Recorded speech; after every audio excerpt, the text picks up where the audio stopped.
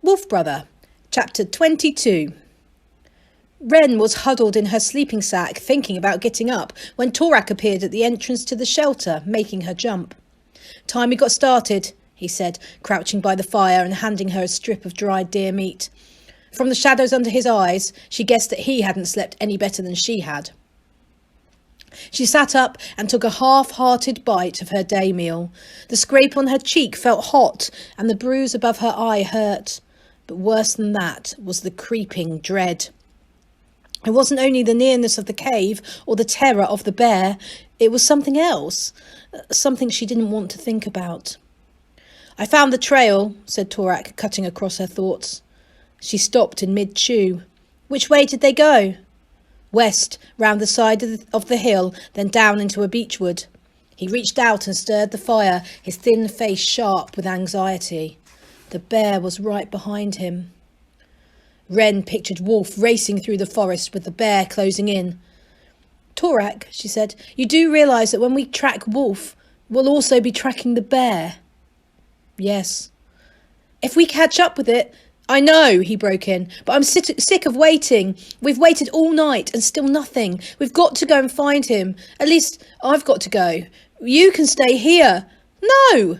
"Of course I'm coming with you. I was only saying—" She looked at the salmon skin mitten hanging from the roof post. "Do you think it'll work?" said Torak, following her gaze. "I don't know." The charm had sounded so clever when she'd explained it to him yesterday. "When someone gets ill," she said, feeling quite important, "it's usually because they've eaten something bad.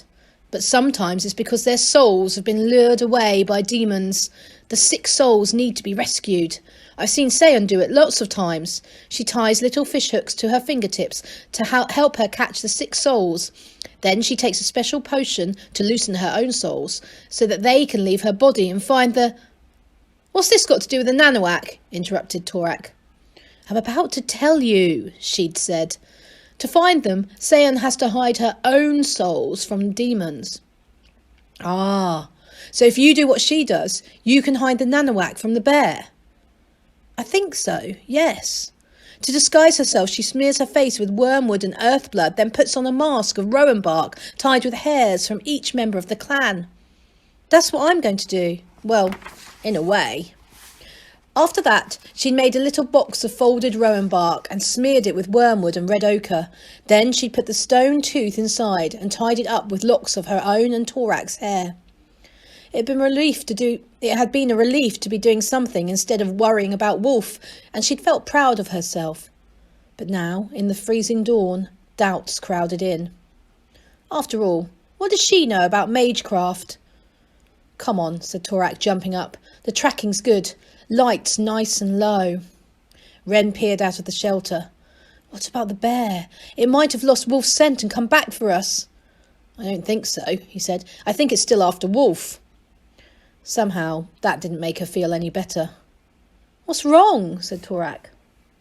She sighed. What she wanted to say was, "I'm really, really missing my clan. I'm terrified that Finkheddin will never forgive me for helping you escape. I think we're mad to be deliberately tracking the bear. I've got a horrible feeling that we're going to end up at the one place I don't ever want to go. And I'm worried that I shouldn't even be here, because unlike you, I'm not the listener, and I'm not in the prophecy. I'm just Wren. But it's no use saying any of this, because all you can think about is finding Wolf." So in the end, she simply said, "Nothing. Nothing's wrong." Torak threw her a disbelieving look and started stamping out the fire.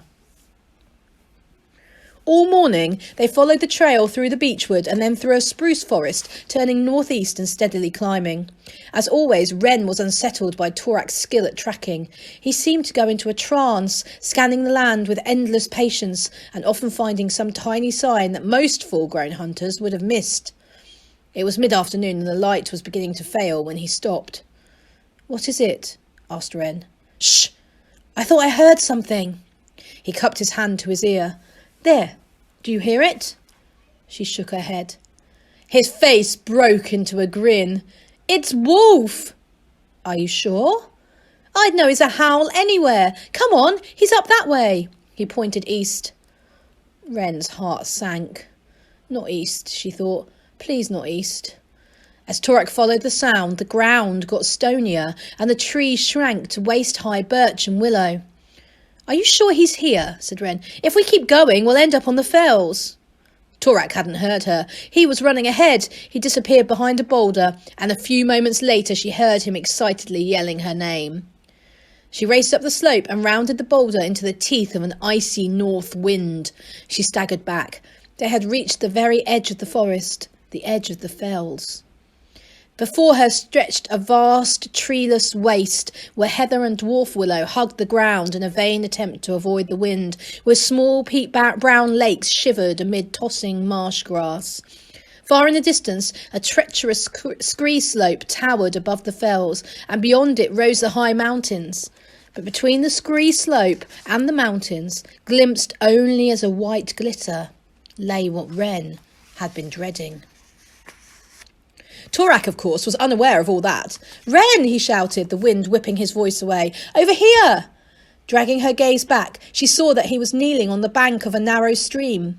Wolf lay beside him, eyes closed, the ravenskin pouch at his head. "He's alive!" cried Torak, burying his face in the wet grey fur. Wolf opened one eye and feebly thumped his tail. Wren stumbled through the heather towards them. "He's exhausted," said Torak without looking up, "and soaking wet. He's been running in the stream to throw the bear off the scent. That was clever, wasn't it?" Wren glanced around her fearfully. "But did it work?" "Oh, yes," said Torak. "Look at all the birds. They wouldn't be here if the bear was near." Wishing she could share his confidence, Wren knelt and fumbled in her pack for a salmon cake to give to Wolf. She was rewarded with another, slightly stronger, tail thump. It was wonderful to see Wolf again, but she felt oddly cut off. Too much else was crowding in on her, too much that Torak didn't know about. She picked up the ravenskin pouch and loosened its neck to check inside. The river eyes were still in their nest of rowan leaves. "Yes, take it," said Torak, lifting Wolf in his arms and laying him gently on a patch of soft marsh grass. "We need to hide it from the bear straight away." Wren untied the rowan bark box that held the stone tooth and tipped in the river eyes. Then she refastened the box, put it back in the pouch and tied it to her belt. "He'll be all right now," said Torak, stooping to give the cub's muzzle an affectionate lick. "We can make a shelter over there in the lee of that slope. Build a fire. Let him rest." "Not here," said Wren quickly. "We should get back to the forest." Out on this windswept fell she felt exposed, like a caterpillar dangling on a thread. "Better if we stay here," said Torak. He pointed north towards the scree slope and the white glitter. "That's the fastest way to the mountain." Wren's belly tightened. "What? What are you talking about?" "Wolf told me. That's where we've got to go." "But we can't go up there." "Why not?" "Because that's the ice river." Torak and Wolf looked at her in surprise, and she found herself facing two pairs of wolf eyes, one amber, one light grey. It made her feel very left out. "But Wren," said Torak patiently, "that's the shortest way to the mountain." "I don't care!" She tried to think up some reason that he'd accept. "We've still got to find the third piece of the Nanoak, remember? Coldest of all, the darkest light. We're not going to find it up there, are we? It'll be cold, all right, but there's nothing up there." "Nothing but death," she added to herself. "You saw the red eye last night," said Torak. "It's getting higher. We've only got a few days." "Aren't you listening?" she shouted. "We cannot cross the ice river." "Yes, we can," he replied with terrifying calm. "We'll find a way." "How? We've got one water skin and 4 arrows between us. 4 arrows! And winter's coming, and you've only got summer clothes." He looked at her thoughtfully. "That's not why you don't want to go up there." She leapt to her feet and stalked off, then marched back again. She said, "My father died on an ice river, just like that one." The wind hissed over the fells sadly. Torak looked down at Wolf, then back to her. "It was a snowfall," she said. "He was on the ice river beyond Lake Axehead. Half an ice cliff came down on him. They only found his body in the spring." "I'm sorry," said Torak. I I'm not telling you so that you'll be sorry for me, she cut in. I'm telling you so that you'll understand. He was a strong, experienced hunter who knew the mountains. And still the ice river killed him. What hope, what chance do you think we'd have?